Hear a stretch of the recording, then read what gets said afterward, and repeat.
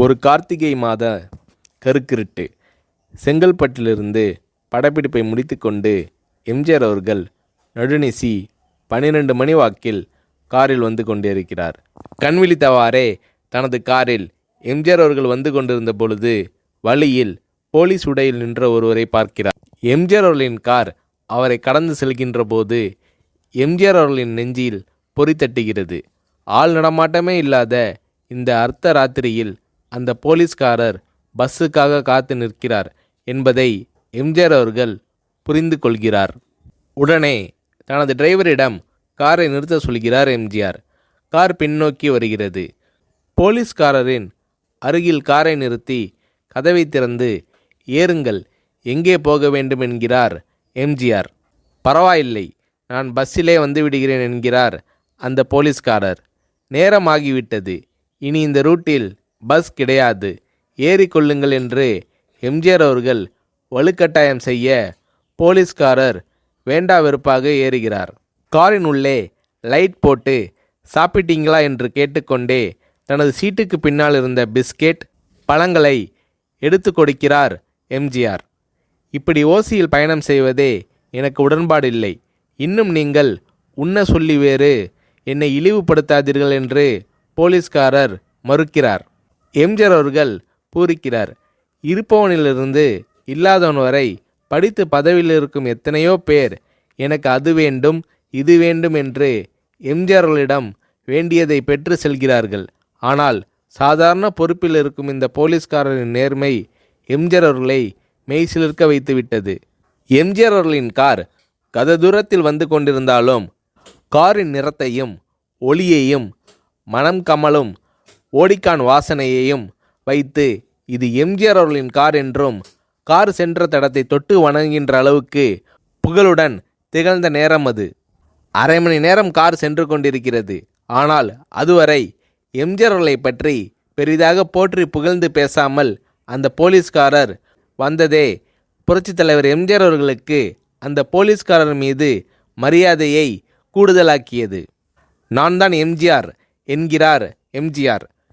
கேள்விப்பட்டிருக்கிறேன் என்கிறார் அந்த போலீஸ்காரர்.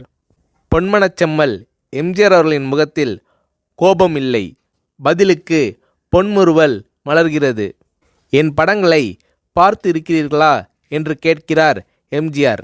நான் சினிமாவே பார்ப்பதில்லை என்கிறார் அந்த போலீஸ்காரர். புரட்சித் தலைவர் எம்ஜிஆர் அவர்கள் இன்னும் பிரமிக்கிறார். இப்போது கார் சத்தத்தை தவிர ஒரே நிசப்தம். போலீஸ்காரர் தனது வீட்டிற்கு 1/2 கிலோமீட்டர் தூரத்திற்கு முன்பே காரை நிறுத்த சொல்லி இங்கேயே இறங்கிக் கொள்கிறேன் என்கிறார்.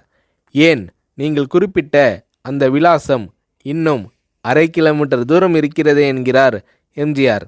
சாதாரண போலீஸ் உத்தியோகத்தில் இருக்கும் நான் காரில் வந்து இறங்கினால் என் வீட்டிற்கு அருகில் உள்ளவர்கள் என்னை தவறாக நினைத்து கொள்வார்கள். இதுவரை இப்படி நான் யார் காரிலும் ஓசியில் வந்து பழக்கமில்லை. நீங்கள் இவ்வளவு தூரம் செய்த உதவிக்கு நன்றி என்கிறார் அந்த போலீஸ்காரர். புரட்சித் தலைவர் எம்ஜிஆர் அவர்கள் அதற்கு மேல் எதுவும் பேசவில்லை. அவர் எந்த போலீஸ் ஸ்டேஷனில் பணிபுரிகிறார் என்பதை மட்டும் கேட்டு தெரிந்து கொண்டு கிளம்புகிறார். அடுத்த நாள் செங்கல்பட்டு போலீஸ் ஸ்டேஷனுக்கு ஃபோன் செய்து நான் எம்ஜிஆர் பேசுகிறேன் என்கிறார் எம்ஜிஆர். ஃபோனை எடுத்த டிஎஸ்பி உதறலோடும் உற்சாகத்தோடும் தலைவரே வணக்கம் என்கிறார். இரவு சந்தித்த போலீஸ்காரரை பற்றி விசாரிக்கிறார் எம்ஜிஆர். அந்த டிஎஸ்பி சொல்கிறார், நீங்கள் குறிப்பிடும் அவர் இன்று விடுப்பில் இருக்கிறார். அவர் கையூட்டு வாங்காதவர், கடமை தவறாதவர், காவல்துறையின் நேர்மைக்கு இவரே இலக்கணம்.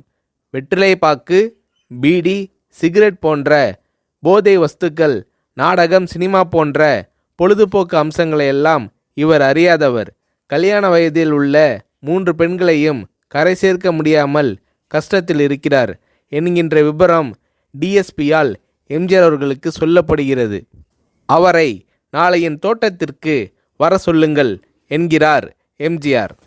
கேட்டுக்கொண்ட டிஎஸ்பி உங்களோடு ஃபோனில் ஆளுக்கு ஒரு வார்த்தை பேச இன்ஸ்பெக்டர், சப் இன்ஸ்பெக்டர் உட்பட எல்லோரும் ஆசைப்படுகிறார்கள். ஃபோனை அவர்களிடம் கொடுக்கலாமா என்கிறார். எம்ஜிஆர் அவர்கள் கொடுங்கள் என்கிறார். பேசுகிறார். அந்த போலீஸ் ஸ்டேஷனே புண்ணியம் பெற்றதாக மகிழ்ச்சி அடைகிறார்கள் அந்த போலீஸ்காரர்கள். மறுநாள் அந்த போலீஸ்காரர் ராமவரம் தோட்டத்திற்கு அழைத்து வரப்படுகிறார். அவரிடம் பேப்பரில் மடித்த பெரிய பணக்கட்டை கொடுத்து, இதை வைத்து உங்கள் பெண்களின் கல்யாணத்தை நடத்துங்கள் என்கிறார் எம்ஜிஆர். போலீஸ்காரர் மறுக்கிறார். நான் ஏதாவது உங்களிடம் காரியமாற்ற சொல்லி அதற்காக கொடுத்தால் அது தவறு. என்னால் ஆக வேண்டியது உங்களுக்கும், உங்களால் ஆக வேண்டியது எனக்கும் எதுவும் இல்லை. நான் உங்கள் கூட பிறந்த ஒரு சகோதரனாக நினைத்து கொடுக்கிறேன், பெற்றுக்கொள்ளுங்கள் என்று சொன்ன பிறகு கேட்டும் கூட கிள்ளி கொடுக்காத கனவான்கள் வாழும் இந்த உலகில் ரோட்டில் நின்றவனை அழைத்து சென்று அள்ளி கொடுத்த எம்ஜிஆர் அவர்களின் கருணையில் நெகிழ்ந்து போய் பெற்றுக்கொள்கிறார் அந்த போலீஸ்காரர். பிறகு ஒரு தேதியில் புரட்சித் தலைவர் எம்ஜிஆர் அவர்களே சென்று அந்த போலீஸ்காரரின் 3 பெண்களின் திருமணத்தையும் நடத்தி வைத்து வாழ்த்தி இருக்கிறார்.